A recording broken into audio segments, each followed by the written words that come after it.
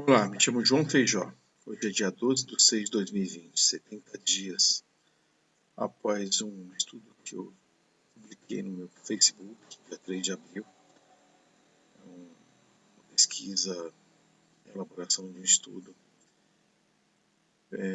baseado em ocorrências no Brasil e no mundo, naquela altura da primeira semana de quarentena, final de março. Para compartilhar, caso você goste, veja, dê um like, participe, dialogue comigo, discuta comigo, debata comigo, para que a gente possa desenvolver o senso crítico com o objetivo de fazer as cobranças necessárias às autoridades governamentais, sejam eles prefeitos, governadores, presidente, ministros, legisladores e, por que não, ministros do Supremo Tribunal Federal e juízes, Ministério Público Federal, enfim, acho que todos têm que estar envolvidos e, sobretudo, têm que ser cobrados para participarem também da mitigação dessa crise de uma forma mais efetiva, pois só está recaindo sobre o setor privado, micro, pequenos e médios, empresários e grandes também, não todos, né? Bancos têm se beneficiado bastante, supermercados, indústria farmacêutica, mas a maior parte dos trabalhadores brasileiros fazem parte, 81%, se eu não me engano, ou 83% fazem parte do setor privado, e o restante faz parte do setor público. Então, seria importante que nós observássemos o que é importante, onde é importante a gente focar para desenvolver aí uma mobilização futura para lidar com os problemas fiscais que ficarão depois de enfrentarmos o Covid, enfrentarmos a recessão econômica, depois teremos ainda que enfrentar os desafios para pagar a conta. Vem comigo.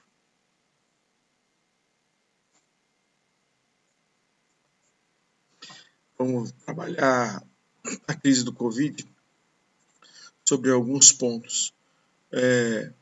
Vamos falar de desafios, obstáculos, riscos e, por que não, oportunidade talvez de transformar a política brasileira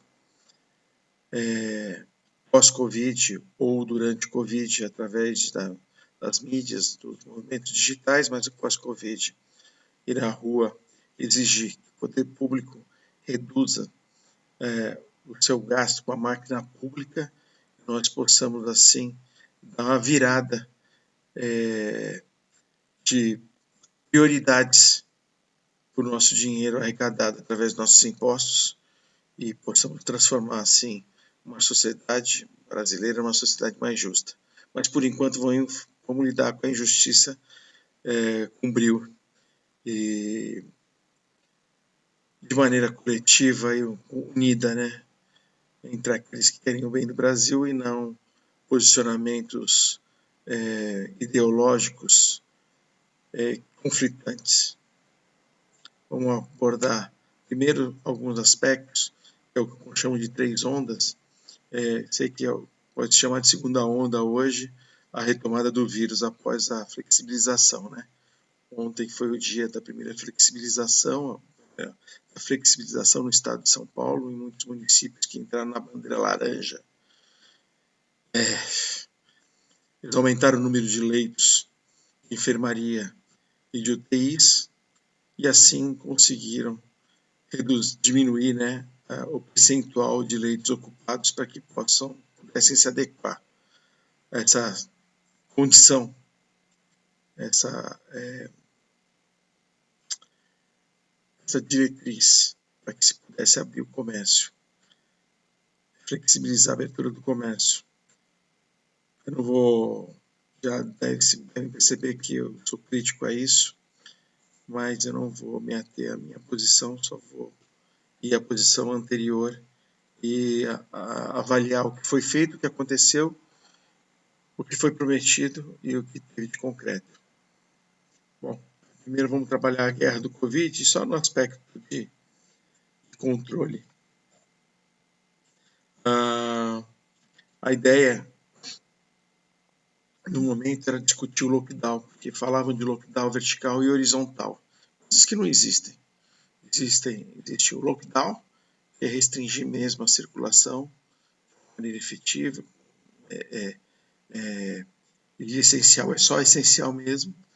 E existia o que depois vieram chamar de quarentena seletiva, que é isolar apenas o que eles consideram vulneráveis, o que quem propõe, né, considera vulnerável, e manter a economia aberta, mais ou menos o que aconteceu na Suécia, né, que foi inclusive serviu de comparação ao nosso presidente, sem levar em consideração que a Suécia é um país nórdico, está no hemisfério norte, ao norte da Europa, tem como país com cultura parecida, localização geográfica e situação econômica social parecida como Islândia, Finlândia, Noruega, que poderiam servir, Suíça, poderiam servir de referência, ia comparando a eles o número de contaminados naquela ocasião da comparação feita pelo senhor Jair Bolsonaro, era de 15 vezes o maior número de contaminados na Suécia do que nesses outros países, e igual proporção no número de mortes, ou seja, na letalidade desse contágio. Vamos levar em consideração que a Suécia não tem problemas de saúde pública por conta de hospitais sem condições de atendimento, né? Bem, as pessoas não passam fome, têm poupança, e os recursos recolhidos pelos impostos não são para alimentar a máquina pública,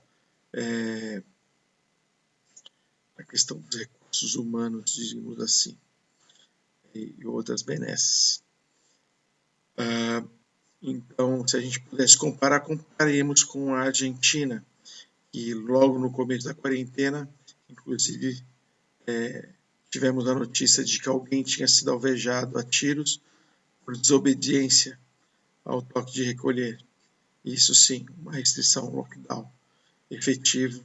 E se nós compararmos nossa condição com a condição da Argentina, que vivia uma crise muito mais severa do que a do Brasil, com hiperinflação e risco de moratória, não, pedido de moratória ao FMI, compararmos as ações do governo lá que se uniu à oposição para que lutassem todos juntos contra o vírus, a gente percebe que tomamos aí, não de 7-1 da Alemanha, mas da Argentina. E o controle de movimentação social em transporte público. Quando a gente decide o que é essencial, a gente tem que também entender quem é que vai se movimentar por conta desses serviços sociais essenciais no transporte coletivo, ou que tipo de transporte seriam oferecidos a essas pessoas. E o controle dessa movimentação seria muito interessante e importante, pelo menos na colocação de um maior número de veículos, obrigando as empresas de ônibus que vivem de subsídios, a maior parte da receita deles são subsídios dos governos municipais, a suportarem esse custo, né? Já que estamos todos, ou melhor, grande parte, enfrentando de maneira heróica. E o primeiro passo seria a questão das testagens, que era propagado pela OMS por muitos países do mundo, como a Coreia do Sul, que fez em massa, e a Alemanha, que como requisito essencial para que a gente conseguisse conter, ou pelo menos conhecer, a movimentação do vírus e assim poder fazer ações mais efetivas e localizadas. Só que não, né?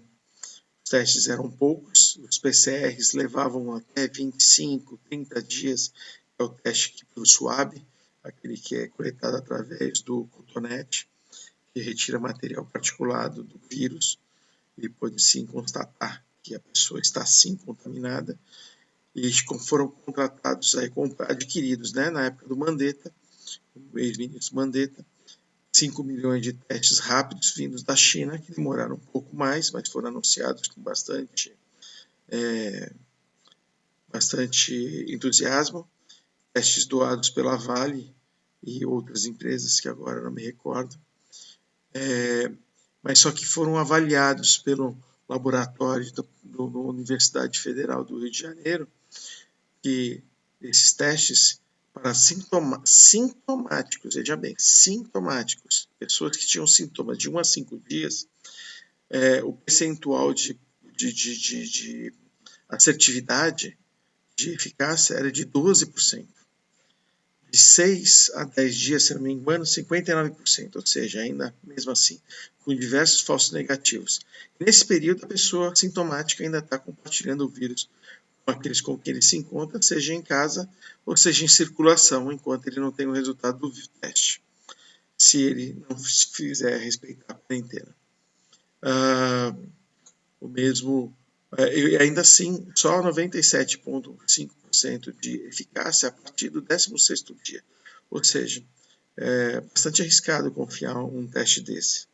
Mas é o que a gente tem, é o que foi utilizado até para confirmação de alguns diagnósticos. Mas reforço que muitos diagnósticos não foram dados como Covid, eu mesmo fiz 2, foram negativos, e fiz o swab também deu negativo em unidade de saúde pública da cidade de Santos, estado de São Paulo, mas eu tive todos os sintomas por 23 dias. Profissionais de saúde seriam os prioritários para se fazer testagem, mas vejam, eles precisariam fazer de tempos em tempos, porque eles têm o risco de se contaminar a todo dia, né?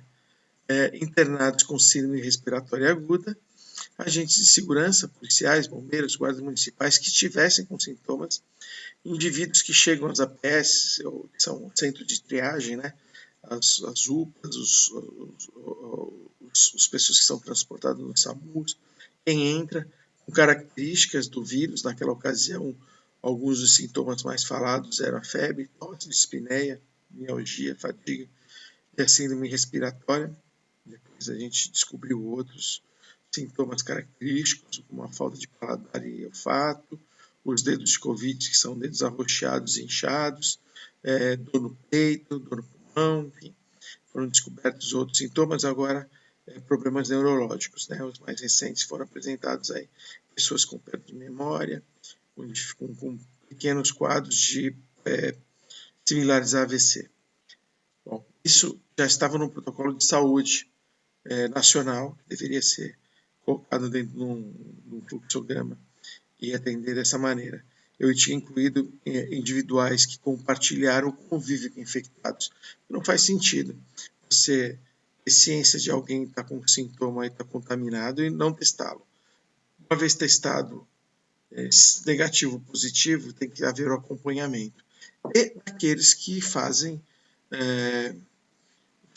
do convívio dessa pessoa, seja para cuidar deles, profissionais de saúde, cuidadores, familiares, ou, enfim, que seja quem esteja em contato com eles, para que a gente pudesse ter o controle do vírus de uma maneira mais qualificada.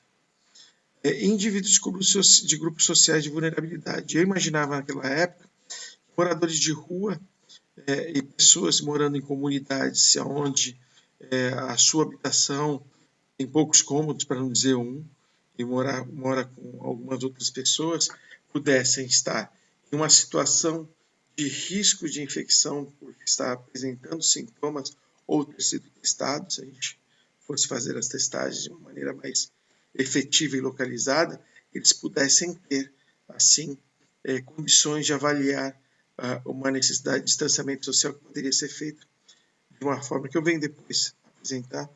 Eu vi numa matéria na ocasião, no Rio de Janeiro, uma moradora do bairro da comunidade do Alemão, que foi transportada para um abrigo abaixo do Sambódromo, que antes era usado como escola. E assim eles poderiam estar separando pessoas infectadas com os cuidados necessários para os profissionais de saúde. Vou parar por aqui e volto depois para falar dos cuidados com os profissionais de saúde, para que a gente pudesse ter, assim, a contínua luta contra esse inimigo invisível. Eu espero sinceramente que essa abordagem possa trazer reflexões e discussões, debates sobre o tema, e que a gente possa dar continuidade para que a gente chegue num ponto de falar sobre o enfrentamento da crise social e econômica e, posteriormente, o enfrentamento da crise fiscal. Até logo. Obrigado pela atenção. Se gostou, dá uma curtida, debate, fala, compartilha. Acho que é importante pessoas que estejam abordando isso, e quanto mais menos ideológico e baseado em opiniões, mais focado em fatos e dados que ocorreram no Brasil e no mundo. Será importante. Um abraço.